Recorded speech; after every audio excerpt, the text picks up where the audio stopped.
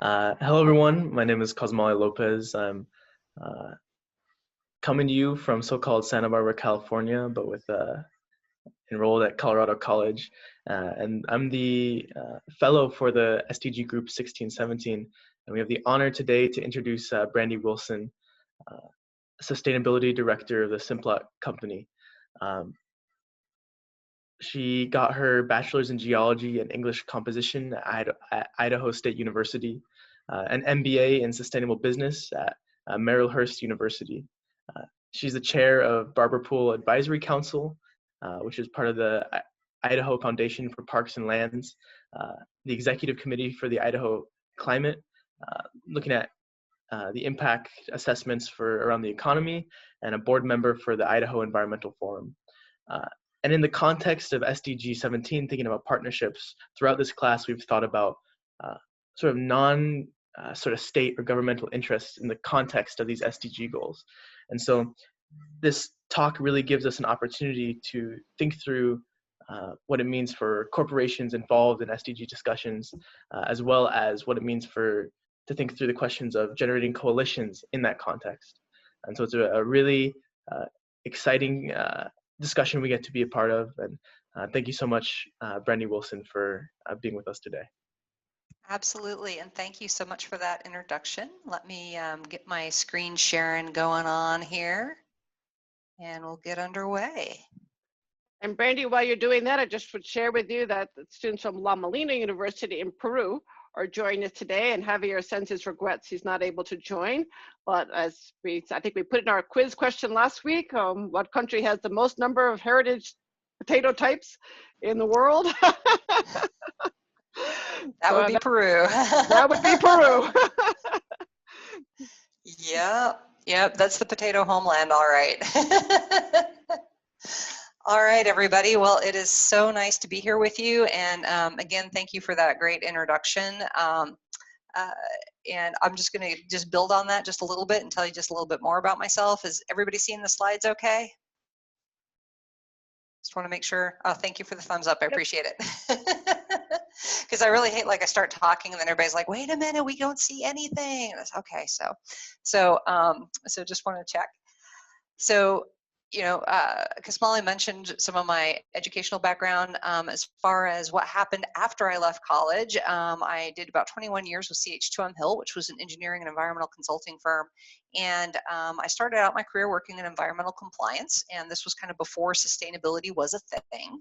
And then as sustainability started to get to be a thing, I thought, well, gosh, instead of doing all the Superfund site cleanup and cleaning up all the mistakes of the past, maybe I could start preventing those problems in the future, and that had a certain degree of appeal. And so then I kind of made a career shift into sustainability, and eventually helped to build the sustainability program for the company, as well as working with clients on their sustainability programs. For the past 3 years, I've been the sustainability director for the JR Simplot company, and I'll talk a little bit more about what we do. But they basically brought me into the company to stand up a sustainability platform. They really didn't have anything in place to that point. Even though the company was doing a lot of good things, they weren't really talking about it in terms of sustainability or expressing it in ways that their customers and regulators and other stakeholders could understand. And I'm really super excited because tomorrow we're going to be announcing our company-wide sustainability goals. This is the first set of goals for the company, and that's what I was brought here to do. So I'm looking forward to rolling all of that out. And then just some of the pictures down the side are just a few highlights. I always put this picture of my grandpa teaching my sister and I how to plant potatoes, because that's kind of like the bona fides for working a Simplot. You have to know what part of the potato goes in the ground and whatnot. So I'm in the center there holding the bucket. My sister has the action shot of actually dropping the potato, and I'm not going to tell you what year that was, but my jeans are really, really wide. So and then if you fast forward a little bit, while I was at CH2M Hill, I had the opportunity to work on natural infrastructure solutions, which I'll touch on just a tiny bit today. And that picture is a bunch of us with the Nature Conservancy in the Gulf of Mexico constructing oyster reefs and using oyster reefs as instead of like levees and seawalls to help protect the coastline and restore habitat. And then I had the honor of being able to go to the Paris climate talks in 2015 with the World Business Council for Sustainable Development as liaison delegate. So that was really a highlight and something I look back on fondly for sure. So today what we're going to cover is a little bit about Simplot, which if you haven't figured it out yet is all about potatoes, mostly about potatoes, not all about potatoes. We have a lot of other things we do too. And then just how you think like a corporate conservationist. And so we'll talk a little bit about water and waste and natural capital. And I'm going to be asking you guys questions. So get ready because I'm going to start asking you questions. And then to really focus in on this, SDG 17 about partnerships, I'm going to talk about the U.S. Roundtable for Sustainable Beef because that's an organization that does partnership really, really well. And it's something that we at Simplot are a member of as well. So about Simplot, we are a privately held food and agribusiness company headquartered here in Boise, Idaho. So I'm coming to you live from Boise today. And we are one of the world's largest frozen potato processors. We make about 3 billion pounds of French fries and related products annually. And we are one of the main suppliers to McDonald's. And so if you've ever had a McDonald's French fry, you've probably enjoyed one of our products. We make their hash browns and stuff like that too. And then along with that, we do a lot of potato products and fruit and vegetable products as well for the restaurant industry. So that's our primary customer base is restaurants. So we consider ourselves a mine to plate company. So we actually mine phosphate that's used in fertilizer. We manufacture that fertilizer. We have over 500 crop advisors throughout the United States that work with growers to help, optimize their yields and grow their crops. And then we purchase those amazing crops. We pull those into our processing plants. And for many of our plants, we're making the delicious potatoes, right? So we're making the French fry products and stuff like that. And then we take the waste from those processing plants and we actually feed that to the cattle in our feed yards. Simplot has like the 6th largest feed yard in the United States, and we're the #2 cow-calf producer in the US for beef cattle. We also have a plant sciences division where we work on advanced genetics for a variety of fruits and vegetables and other things like that. So I can see that there's some stuff going on with the chat, but while I'm sharing the presentation, I really can't access the chat without stopping and stuff like that. So what I'm going to do is I'm going to run through a few slides and then I'll bump over to the chat and look at the Twitter, and then we'll carry on. So we'll just kind of run it that way if that's okay with you guys. So I'll just kind of finish the Simplot introduction and then I'll look for some of those questions. So we have about 10,000 employees worldwide and operations in 6 countries. We distribute to over 40 countries around the world. So, we're one of those companies that you don't hear a whole lot about, but you definitely eat our food. I'm pretty sure you eat our food at some point. So, and as I mentioned, we have a whole lot of different business divisions that we work with. So, and I lost my little advancey thing. Okay, there it is. Part of the reason why sustainability is so important to us as a company is it really connects with our core values. So we consider our purpose to contribute to feeding the world. Our mission is to bring Earth's resources to life, and our core values really line up with sustainability. So spirit of innovation, that kind of lines up with economic sustainability. Passion for people, of course, social sustainability, and respect for resources, that's the environmental piece of it. Our main priorities for sustainability are soil health and nutrient stewardship. So making sure that we've got good places to grow things and that we're not having issues with runoff of fertilizers or other crop inputs. Water stewardship is really, really key for us. We have huge operations in the Western US and in Australia, so 2 places that are very challenged from a water perspective, and agricultural communities and lands. And this is really about making sure that farmers and ranchers can continue to farm and ranch and that those operations are economically viable. So I'm going to pause there real quick and just take a look to see if there, what the questions are so far. And I do see a question about global efforts towards carbon emissions reduction and what corporations are doing around that. And yeah, and there's a little bit about Peru, but I think the main question is like, what are we, what can global corporations do? I think one thing that's really interesting is if you think about McDonald's, they have a carbon emission reduction goal of 32% for themselves and their restaurants, and that's an absolute reduction target. And then they also set a target for 31% carbon emissions for their supply chain. Well, that's us and our growers. And so it's interesting, McDonald's is larger than its 10 largest competitors combined. So McDonald's is a huge company, and they were the first to do a science-based target for carbon emissions. And so, you know, I think when you see some of those supply chain actions like that, that it really starts to show what companies can do when they start to work together at scale. And I just clicked on the chat thing, but I can't see it while I'm in presentation mode. So I don't know if Gillian, you want to just bust in and tell me if there's some questions that we need to talk about right now? Actually, Cosmolly, you're the or host. Cosmolly, because you're our host. I'm sorry. Do you have some questions? And you're still on mute, Cosmolly. It looks like there's discussions around Twitter, but there's no questions quite yet. Okay, great. Well, I'll just check in with you when it gets to good stopping points. Sounds good. Okay. So really what corporate sustainability managers do is we walk the talk and make sure that, you know, our companies are performing on what we promise for sustainability. So we oversee reporting and we help to manage risk and all of those other kinds of things. And then we also have to walk with our customers and partners. And so this is where that partnership thing really comes in, because none of us can do this on our own.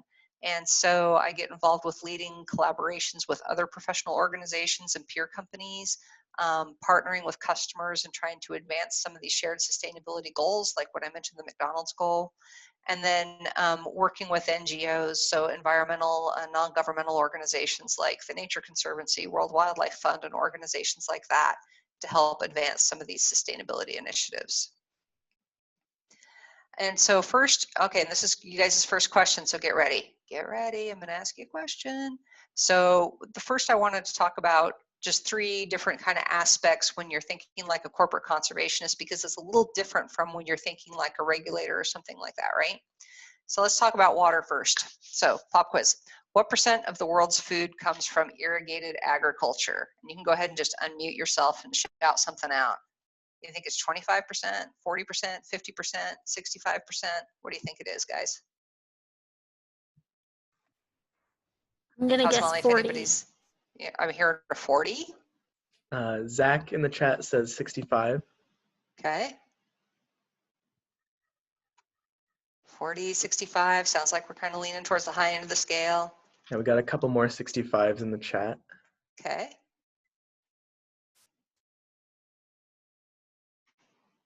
We have, you know, and it's so funny. Usually when I ask people in the West, they always go really high, and it's actually 40%. So there you go. So that's your new little thing for today. In other places in the world, apparently it does rain. It doesn't do that so much here, but other places it apparently does.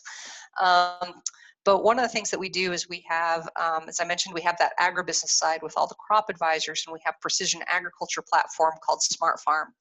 And we have, along with that, an irrigation monitoring and management system that the growers who use that system are reducing their water use 2 to 3 inches per year and increasing their yields 3 to 5% at the same time, because they're getting the water to the plant exactly when it needs it versus just watering like on a schedule. So that way, you know, you're really doing a precision job of just getting the water where it needs to be and not just putting it everywhere. And what that does is that actually improves plant health and profitability at the same time. And that's actually how farmers are able to afford to use products like ours, is because they get that return in the savings. Another good example of water, when you think about like the whole food chain for water, we have this processing plant that we built about 6 years ago here in Idaho, and it uses like 46% less water than the previous plant that was constructed there. And this is a potato processing plant. So they make a tremendous number of fries out there, and hash browns and tater tots and all that other good stuff.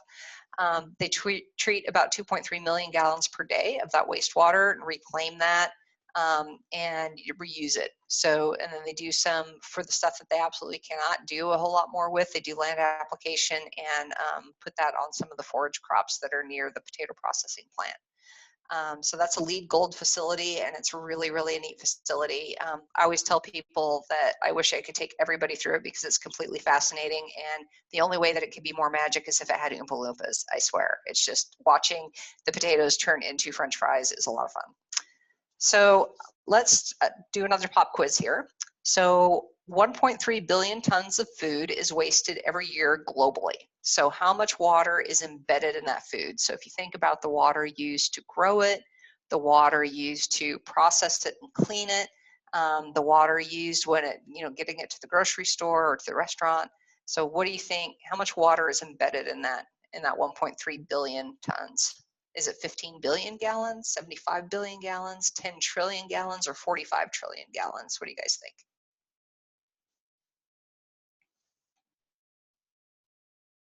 We have a couple of messages in the chat. We have a 75 billion and a couple of 45 billions. Yeah, the 45 trillion, the big T. Well, in this we also have case, 45 trillion. Yeah. Okay, where'd my little thingy go? Well, in this case, going big was absolutely the right answer. So 1.3 billion tons of food waste is equivalent to 45 trillion gallons of water. And when you look at this in terms of, okay, well, what do you do about food waste? Because that's really the issue, right? Part of the answer actually is processed food, because we don't care how ugly it is. We will chop that carrot up and we will put it in something and feed it to you, right? We don't care what it looks like. And same thing with a lot of our others. And our potatoes are actually so efficient. We did this study with the World Wildlife Fund. They came out and sent their researchers from UC Davis out to do this, and found that only 2.5% of potatoes are actually left behind from the field through the processing plant. And that was because those are the potatoes that are so small, they kind of fall through the harvester, and they actually get tilled back in to become organic matter. So that's kind of an interesting study, and it was nice to be able to do that with those guys. I don't know why, but every time I go to advance the slide, it has to disappear my little buttons. Water stewardship also starts with our nutrient production and our fertilizer manufacturing. So we participate every year in the Fertilizer Institute's State of the Industry report, where they do a peer-reviewed sustainability report collecting all of the data from fertilizer production plants like ours. And what we're finding is that, every year folks are just getting more efficient at that water use and reducing the amount of embedded water in the fertilizer and crop nutrients. So I think this is probably our last question today. There might be one more. I think this is the last one though. So I support biotechnology, also known as GMOs, when it helps crops use less water. Do you agree or disagree with that statement, or would you need more information?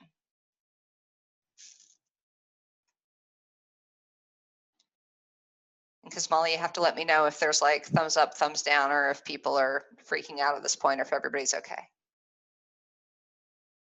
We have a couple of would need more information. Good answer. I like that answer.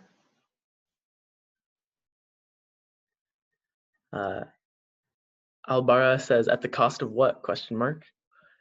Right? Yeah.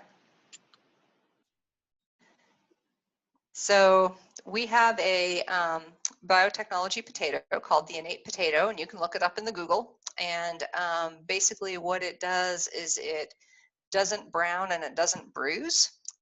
So you get less bruising and less browning, which means that you actually get to use more of the potato.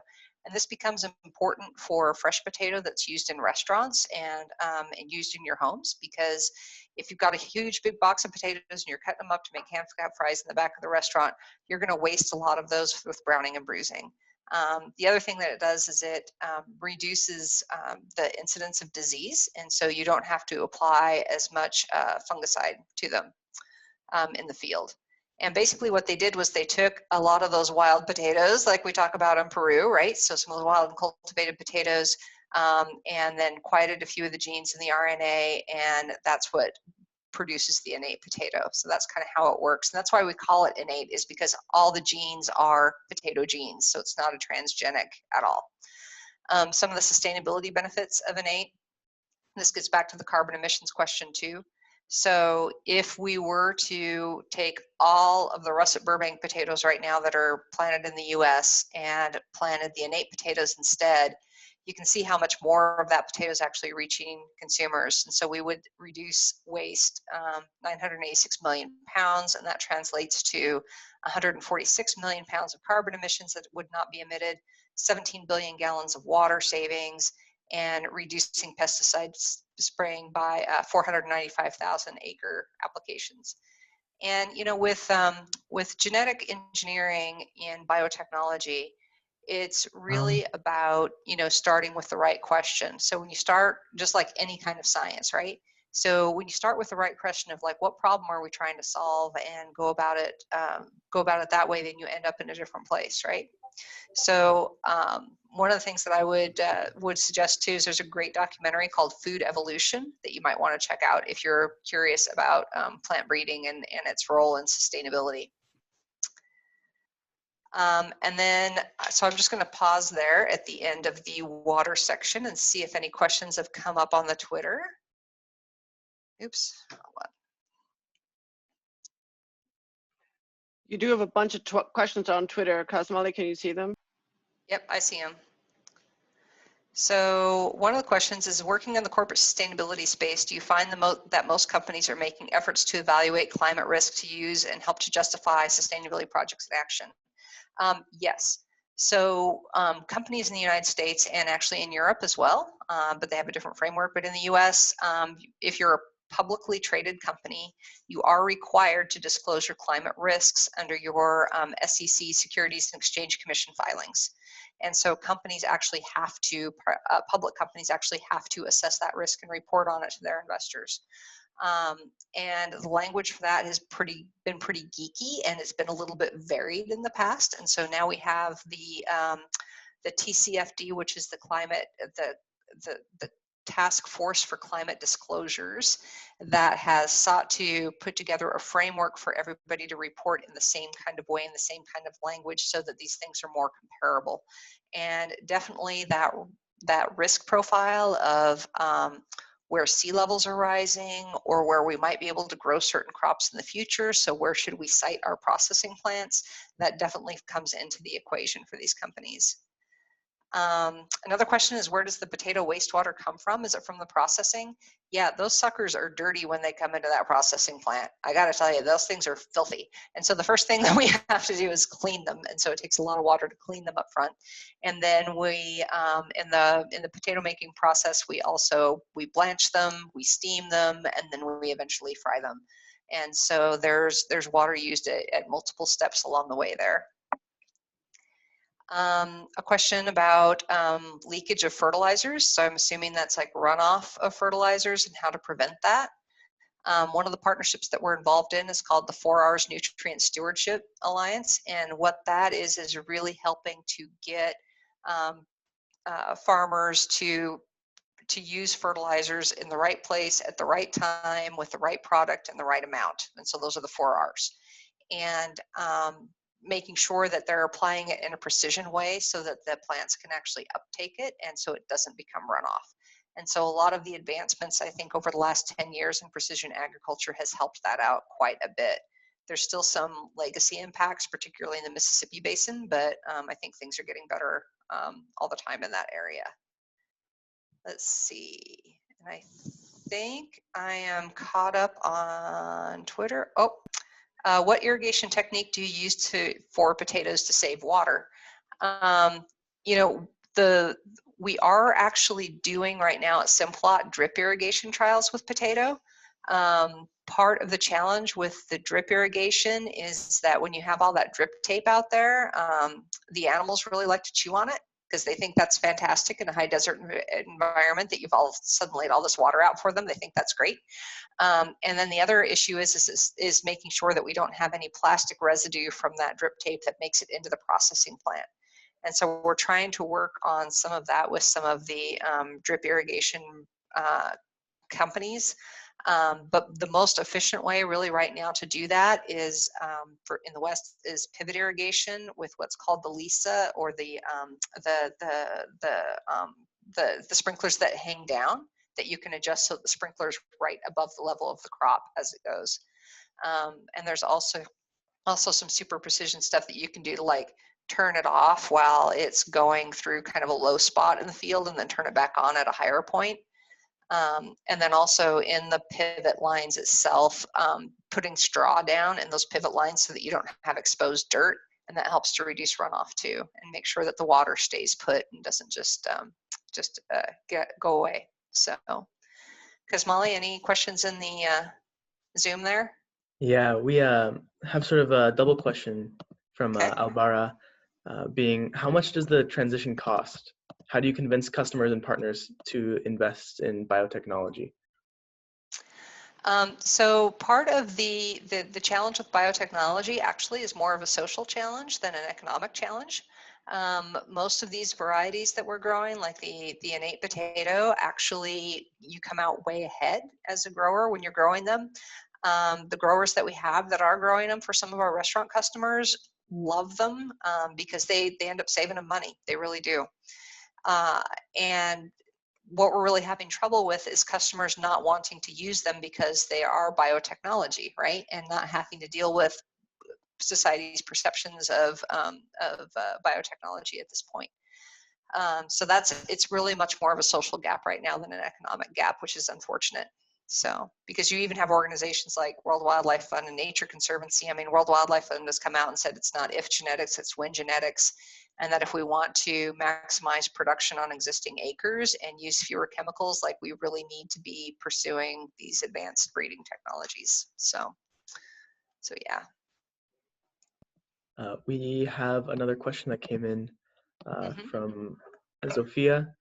Considering how water-intensive beef and dairy production is, in addition to the methane emissions that go along with ruminant animals, how do you stay motivated and conceptualize trying to make progress with a process/business that isn't necessarily sustainable? Yeah, well, there's actually a range of opinion on whether or not the beef industry is sustainable, right? So if you look at it from a global perspective, ruminant methane emissions are a large issue. Deforestation is an issue with grazing as well, definitely internationally. In the U.S., ruminant animals only account for 3% of carbon emissions. And so it's really a different picture in the U.S. where beef production is much more efficient than it is in other countries where they're still, bulldozing rainforests to grow cattle, right? And so you kind of have to look at it on a regional basis as well.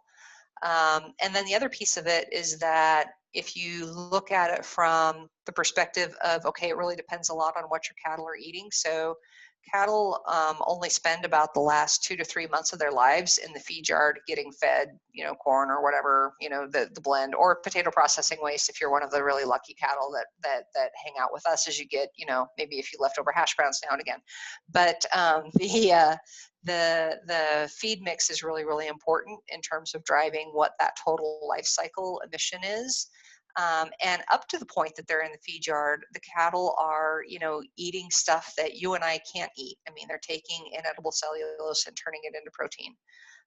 So when you look at it in terms of comparing that to, meat substitutes and stuff like that, in the U.S. it really is kind of neck and neck. There's not a clear winner there. So I would argue that industry isn't inherently unsustainable. And that there are things that we can do with that industry to make it better. There's a lot of opportunities to do soil carbon sequestration with grazing lands. The more grazing lands that we can keep in production and keep that grass the right side up, that has benefits for the environment, for habitat as well. So, it's really taking kind of that whole picture perspective, and nothing is cut and dried in terms of what is and is not sustainable. And that's one of the things that I really like about corporate sustainability, is that it is a big tent, and that everybody is trying to make progress in all of these different areas. Like, the Shell company is a good example. Dow Chemical Company is an excellent example. I mean, their sustainable goals around natural capital and doing green infrastructure projects are really incredible. So I'm just looking at my watch here, and I'm going to accelerate this just a little bit, but that's a really good question. And it's just one of those areas where it's like you just can't dismiss one technology out of hand or one industry out of hand, because the fact is that these industries are continuing to exist people are continuing to eat beef. And so how do we actually make that net carbon positive or net carbon neutral? In fact, the dairy industry has just set a goal to become net carbon positive by 2050. And they really intend to do that through improved grazing practices, improved feeding practices, and all of that other stuff. So that'll be really neat to see them working on that goal. And I just went to a talk about that yesterday and some of their plans and what they're pulling together to hit that target. So I just want to hit on waste just a little bit, and I'll just go through this really quickly. I bet you did not know that we are also the #2 prepared avocado producer in the world. It's the other brown, funny-looking thing that's not a potato. We do avocados. We have a couple of processing plants in Mexico.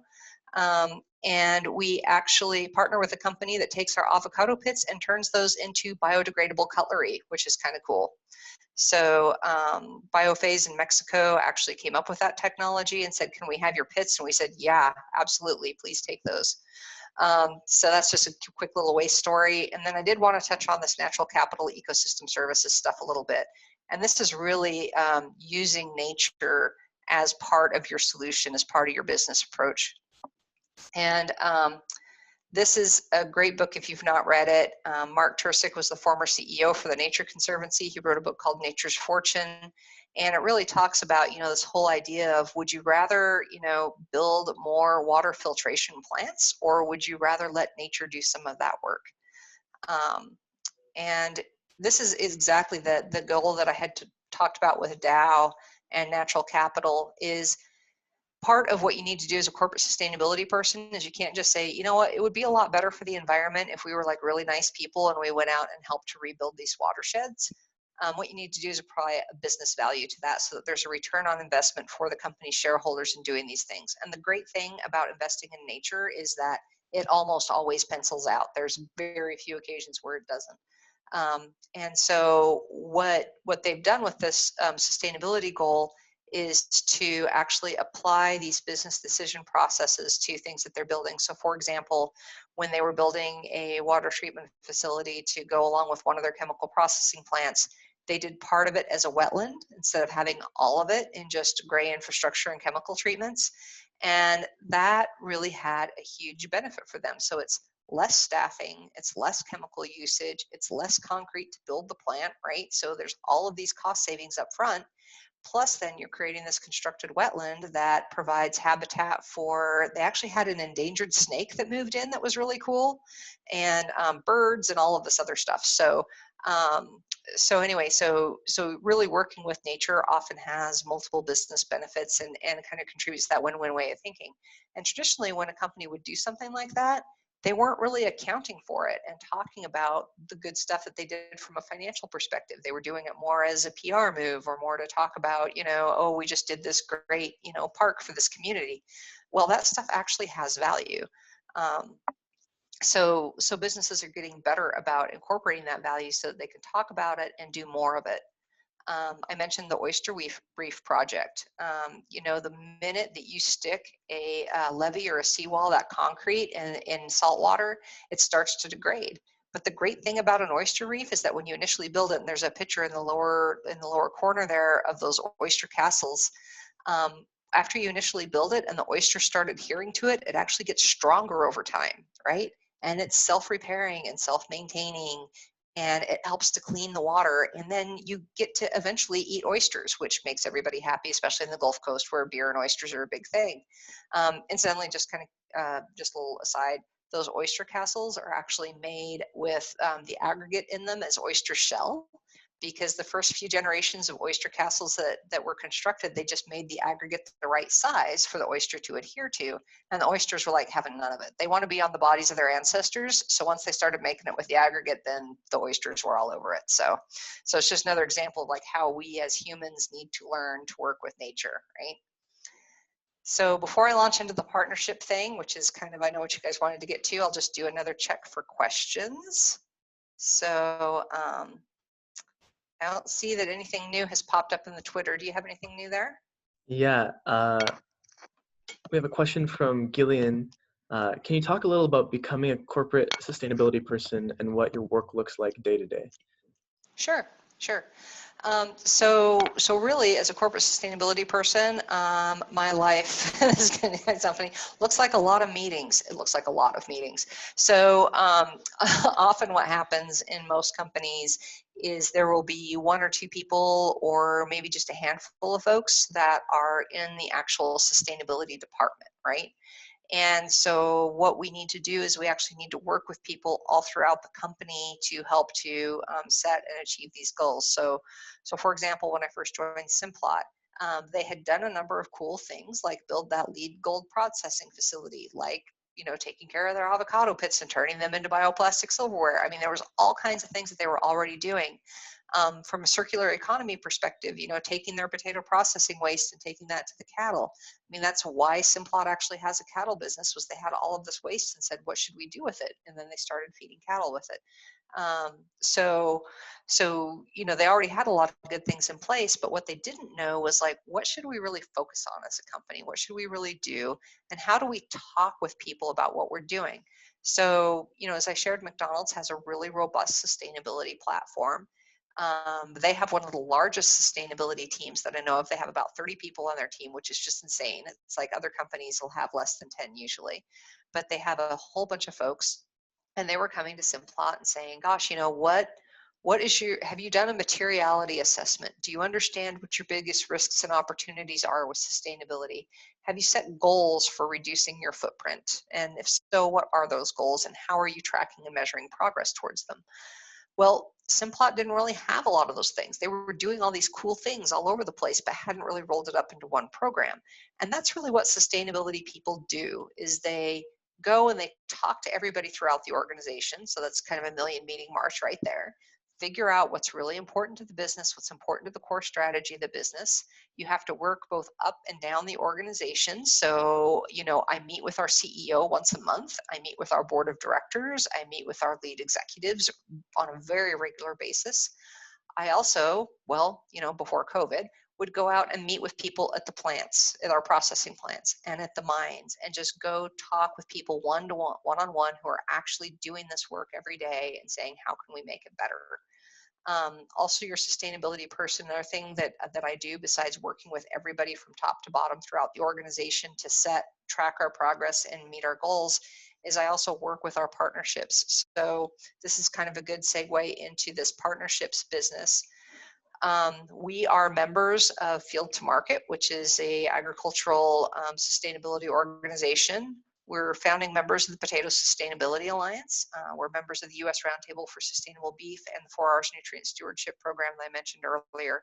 And so all of these things have meetings, right, with other people in them, right? So, some of these, like the U.S. Roundtable for Sustainable Beef, that is everybody in the beef industry, right? Plus all the environmental groups that are associated with it.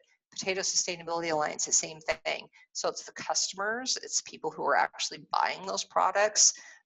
It's the restaurants and retailers. In the case for the Roundtable for Sustainable Beef, it's the packers and processors. I mean, it's everyone. And then representatives from civil society who are helping us to make sure that these goals are responsive to what the world needs, that these programs are responsive to what the world needs.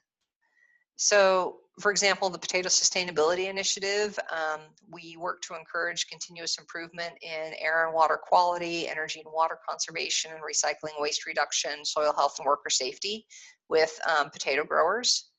I frequently work with environmental groups across our entire business as well. So I mentioned the World Wildlife Fund study that we did here 2 years ago. We've worked with Trout Unlimited in some of the historic mining areas where we've operated, and worked to help restore river habitat in those areas. And then actually in our Australia business, we own the John West brand for tuna and seafood. And so we work there with the Marine Stewardship Council and World Wildlife Fund, and last year just received a gold award, which is like the highest sustainability honor in Australia, for the way that we manage that fishery.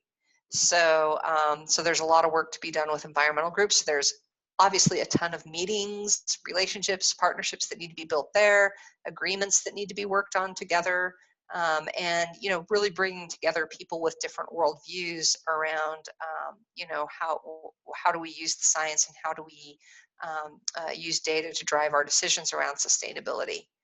I mentioned that, McDonald's has this huge Scale for Good program that involves beef sustainability and also has that 31% carbon emissions reduction goal for their suppliers, and that's us.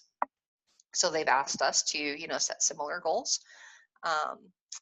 And then I just wanted to talk about, in terms of partnerships a little bit, just kind of dive into one specific example, and that's the U.S. Roundtable for Sustainable Beef.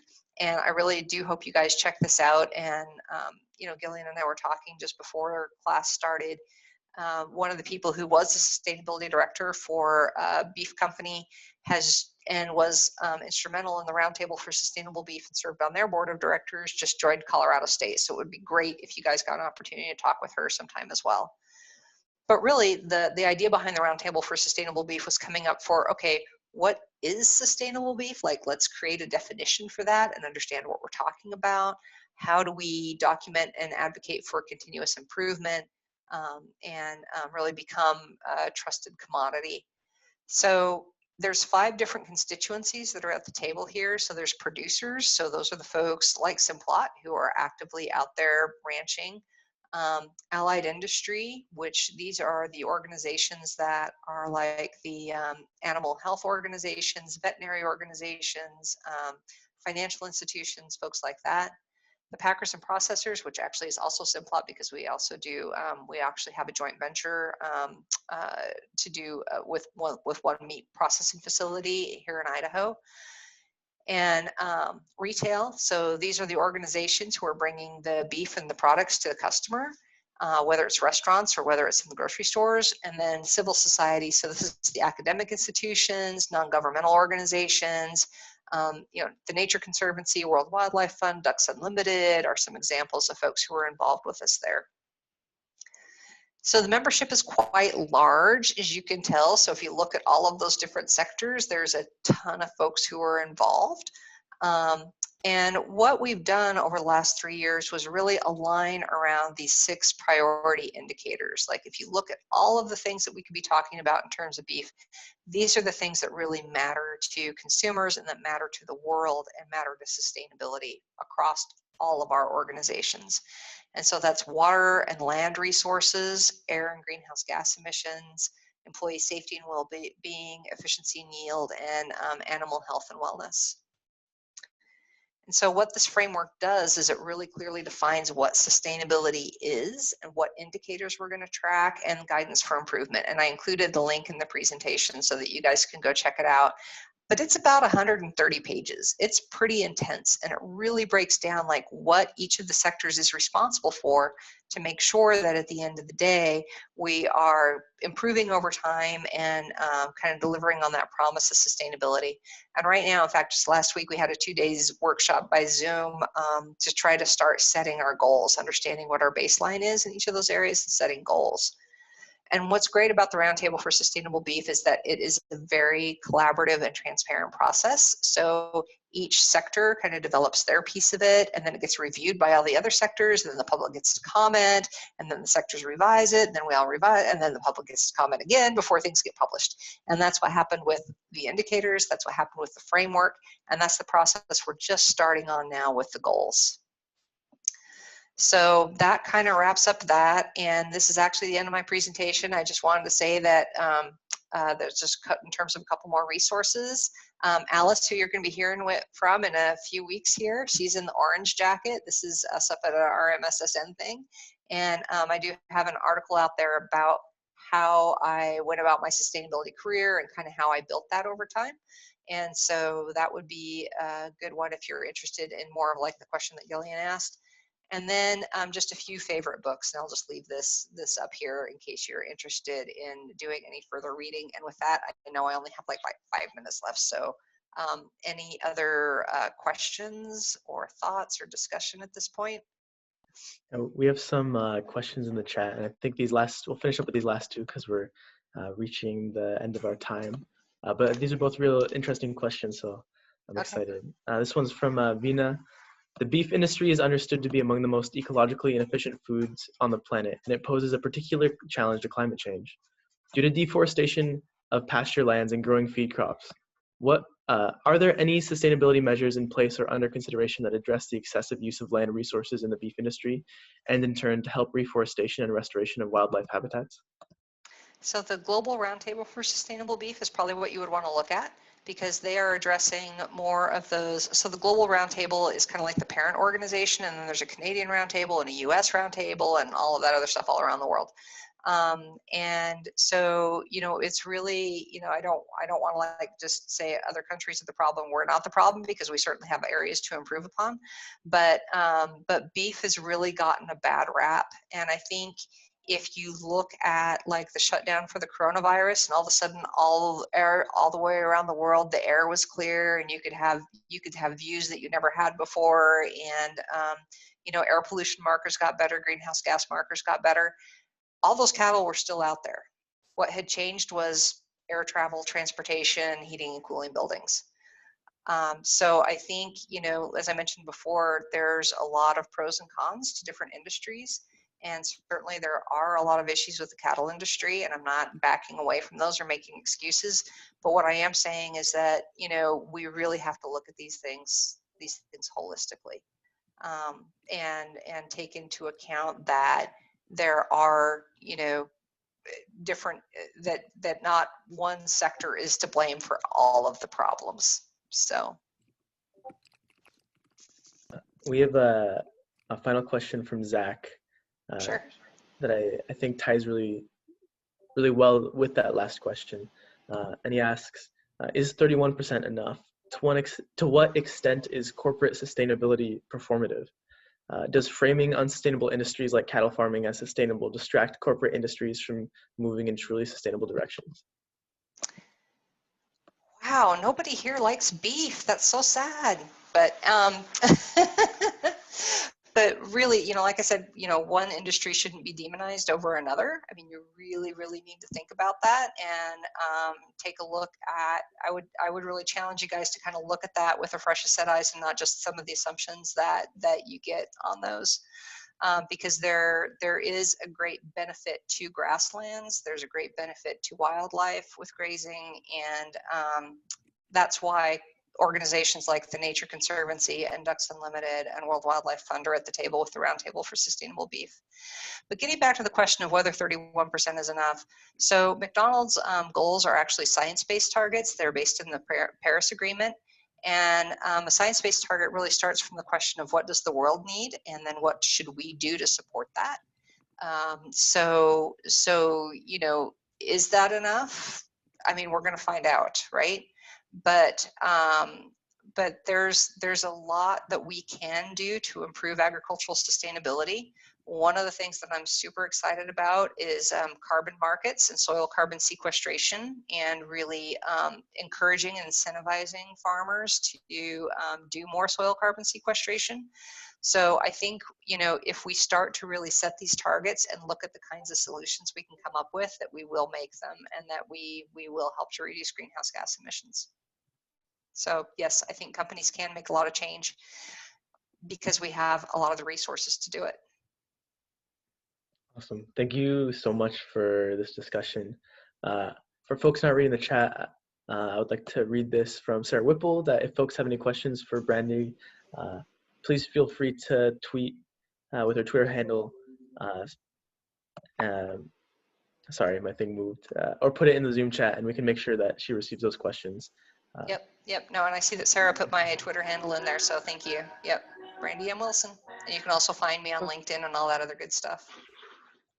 Yeah, I just want to jump in and sort of say thank you to Brandy, but also because you mentioned something that we haven't tied in enough yet, and that is the role of the global corporation. So I know some of the SDG teams are looking at things like production, consumption, as part of their SDG projects. So when we were at and we're getting a little bit of background feed from someone, I'm not sure, some music popped up. But when we were at the Paris Agreement, and looking at the the international conferences, you will find that the large major corporations are there. And one of the things that they talk about and the UN talks about is the role of the multinational corporation. They have to be at the table for us to achieve any of our sustainability targets. And each one of these corporations, they move across country boundaries in a very different way than a city does, for example, or a municipality. So when you look at your SDG goals, think about Brandy's talk, and Brandy's super friendly, so you can shoot her a text message or shoot her a message if you have questions in your SDG work. But that role of that global corporation, how they choose to follow targets that are actually written by what we would call parties or countries, and then how a multinational corporation moves in that space is so important in the SDGs, because as they say, that the international player has to be at that table. And the other sort of big industry that we also don't pay a lot of attention to is shipping. And the shipping industries have to be at the table, just like, so Brandy mentioned, and you heard from Jeannie Beecham, also talk about suppliers and the role of one corporation in terms of talking to its suppliers and sort of going on down the food chain. And I think one of the best talks I attended during the Paris Agreement, actually at that conference, had a Kia Corporation, Coca-Cola Corporation, and it wasn't McDonald's, I think it was Walmart, talking about water. And what is the role of the global multinational corporation in the SDG 6, and that is clean water, the clean water objectives. And I'm not, neither Brandy nor myself or anyone else would say that there's not some issues or fraught with danger as you cross international boundaries, and who's allowed to own land, and representative of indigenous or non-indigenous, all these other things that still move in this space. But I just think it's important to think about how international multi-corporations, global corporations, think about sustainable development goals and how they try and enact those goals in these spaces. So I just want to make sure I say thank you, Brandy, because that's an important piece for the students. Yep. So any last word before we depart into breakout rooms? And if Brandy, if you have a little bit of time, you're certainly welcome to join Kasmali's group as they talk about their project when we put you into breakout teams. Sarah's I'd be happy to. I've got some time. That'd be awesome. So Kasmali, if you don't mind, Brandy can join you guys and talk about your questions. So I think I now turn this over to either Sarah or Amna, who's in charge of the breakout rooms. And thanks again. Why don't we just all let's all turn our videos on so we can thank Brandy in real time. I give her a big round of applause. Yay! Well, thank you guys for asking such good questions. All right, and I'm going to open the breakout rooms right now. I posted a couple of Slack messages to teams who are missing their fellow today, so just make sure to check in with them when you get the chance so that you are making steady progress.